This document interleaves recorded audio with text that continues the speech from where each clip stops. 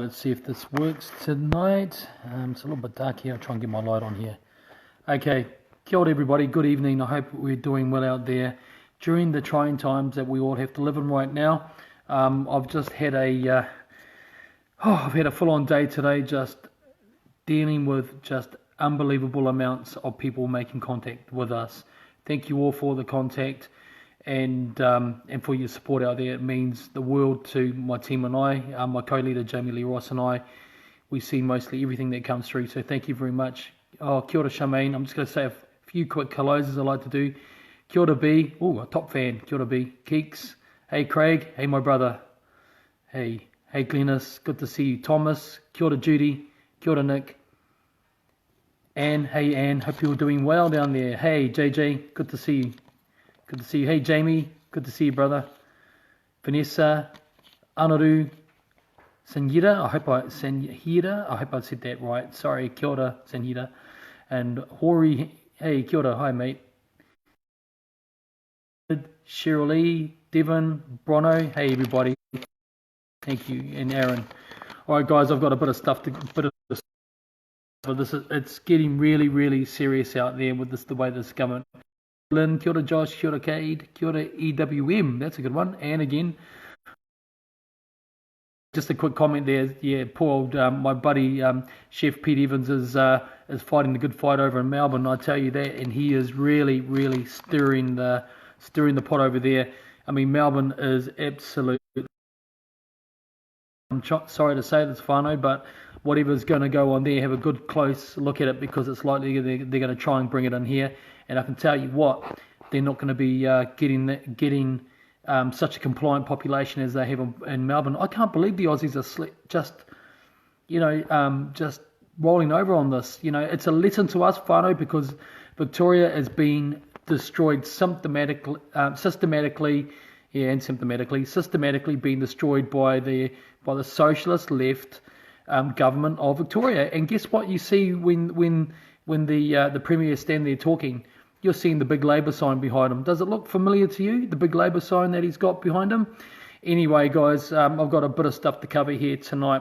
One of the things that really has been a huge question mark in my assessment of what's going on with this COVID-19 health response by the government, and the ultimate failure of it, is how the heck are they going to pay for it?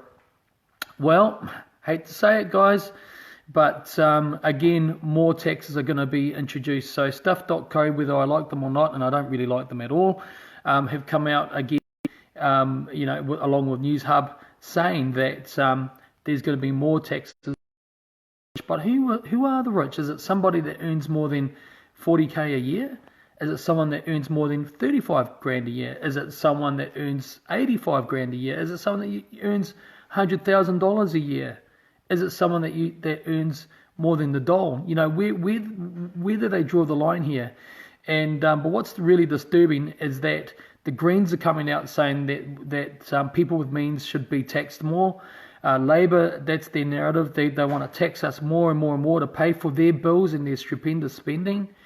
And, you know, on top of that, the Greens, now this is the Greens that everyone used to think back in the day when they first started that they'd always care about people. Well, sorry guys, they are the environmental arm of Labour. They don't give a toss about us, be sure of it. And when they, of course, as I always remind you out there, when they go and have Agenda 21 Sustainable Development on their website and get pinned for it, they go and rewrite it and put it back under a different name, but it's still Agenda 21. So the Greens can't be trusted. But on top of that, they're the ones saying that they want a lot more taxes for people that have worked hard for their money. And on top of that, they want to bring in an inheritance tax. I know I've mentioned this before, but when you hear these guys turn up talking day after day about introducing new taxes, you know, it's really time that we absolutely say, well, hold on a second. Is there other ways and that we can actually get things done in our country without having to be taxed taxed till there's nothing left? What motivation is there for anyone to earn money, to work hard? And you know what? The Greens even want to get you when you die. What the heck do I mean by that? Inheritance tax.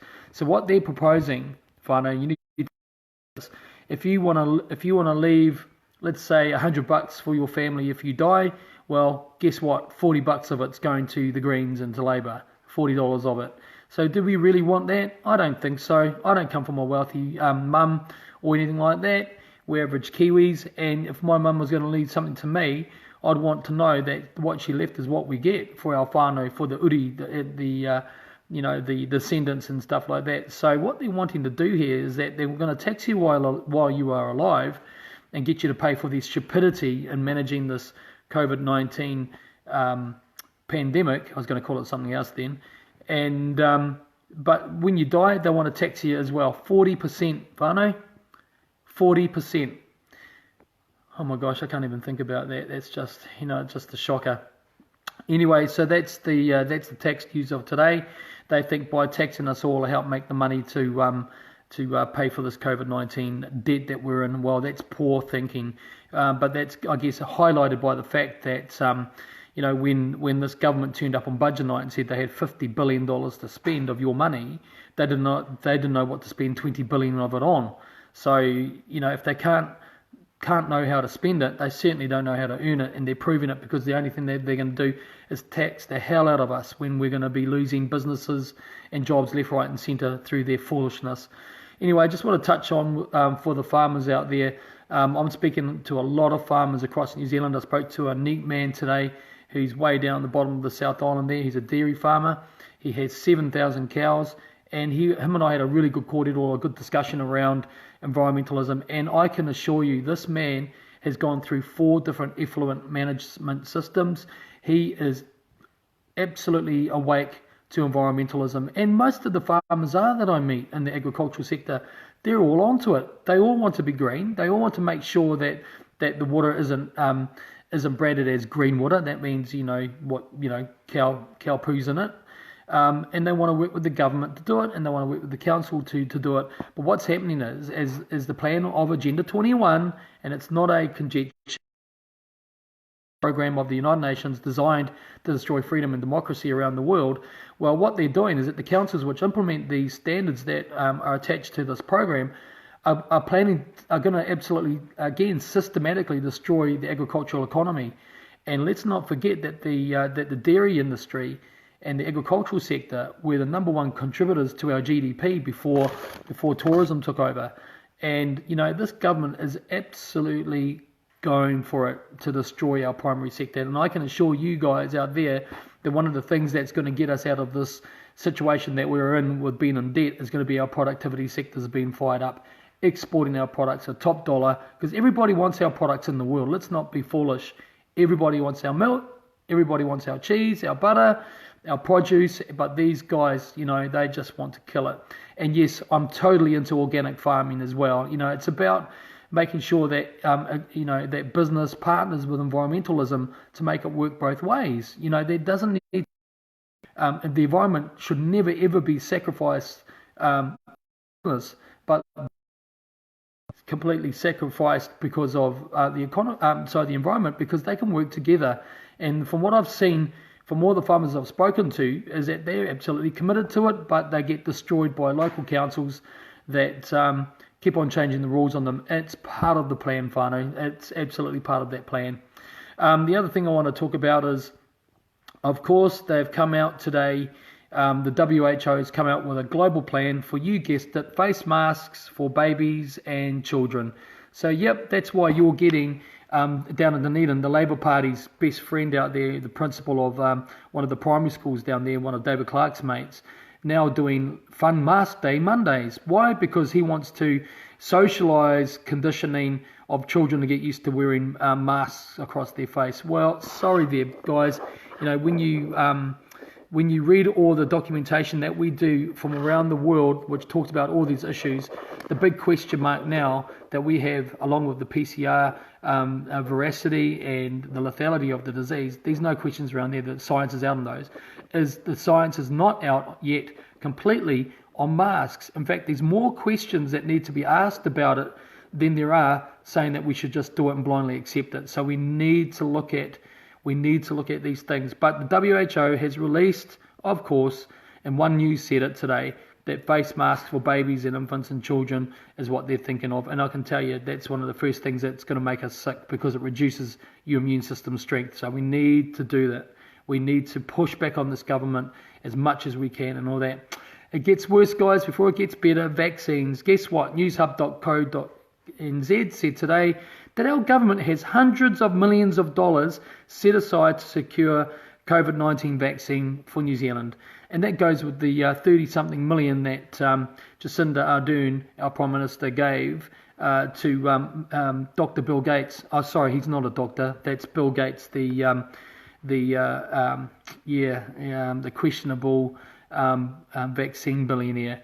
Yep, that's right. She gave him 30-something million earlier this year. I think it was 37 million by record today when I was checking it. And there's another several $100 million going into this. Why? I'd like to know who the ownership is of the companies that's going to get this money. I want to find out exactly what's involved with that. Do you think we'll get an answer? I don't know. Let's see what we can get through the OIA. Loads of you out there have been sending me messages saying today, look, Billy, get some official Information Acts applications going, and I can assure you that's exactly what we're doing.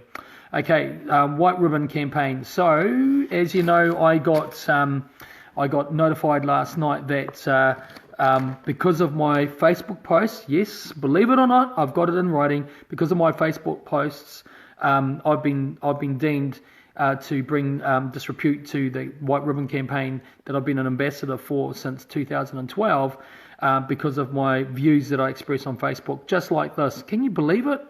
And I didn't realise it at the time, but the campaign manager is a Labour candidate. Yep, believe it or not, he is a Labour candidate. My good friend Rob McCann. Yes, I didn't know that about that at that time, Rob. So, yep, he was a 2014 and 17 candidate, and very, very good friend of the Labour Party. Next minute, hey presto, I'm no longer a White Ribbon ambassador. Completely support the kaupapa. I'm totally against domestic violence. I'm totally against violence towards the whānau and to women, to anyone actually. And so there you go. I think there's a connection there. I'm sure you'd agree. As well. Now, one of the things I want to point out today is, again, I've had another whānau reach out to me from Detention Centre, COVID-19 Detention Centre. And, actually, you're good. Right, that's right, Pammy. We do have one of the highest suicides in the Western world here in New Zealand. That's killing loads of people. I had another family reach out to me today that have been in detention, quarantine, for 12 days. And the lady there is absolutely amazing. Her first name I can give to you. Her name is Tapo.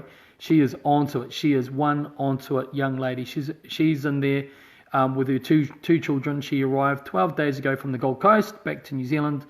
And they have been trying to, of course, since day one, force her to take, yes, you got it, the nasal COVID-19 nasal test swab. She's refused it. And she's also notified them that she has an exemption as well. So this is absolutely, her story is unbelievable, but it's consistent with everything else that we're hearing about the way that the quarantine system, or detention system, has been maintained by this government, which is rights destroying, freedoms destroying, democracy destroying, but hope destroying as well. But anyway, this is what they did to her. The sovereign sister, yep, Sister Tapo. Anyway, her and her two children have been in there for 12 days and no symptoms, totally feeling okay, all good. She's got an exemption that they wouldn't accept. But when she, listen to this really closely, when she said that she did not want to be tested and that she had an exemption certificate, the nurse dealing with her wrote it down as a refusal without mentioning that she actually had a letter of exemption. So this nurse wrote down that it was a refusal, not an exemption, right? Okay, stay with me. The next thing she said to them was, look, I'm not keen to do this, but if you want to test me or test us for our temperatures, we're keen to do that. That's fine. The next day she gets another call from another nurse who wouldn't identify herself properly. And the nurse asked her, said, look, are you going to take the nasal swab test? And she said, no, I've already told you. I decline the nasal swab test. Listen to this. The nurse then says to her, well, I'm going to quote this because I wrote it down word for word. I am going to escalate this and take it to the police because of your refusal. And I'll say that again. She threatened her to Poe and said, I will escalate this issue and take it to the police because of your refusal. So this is New Zealand, folks. I keep saying it. This is not North Korea, China, or Soviet Russia. This is New Zealand, Aotearoa, where if you don't want to have a medical examination, you shouldn't be dealing with a constable who might arrest you. Well, you can't. You're already detained, so they can't say that. They'll just enforce a punitive measure upon you. But she did consent to a blood test, right?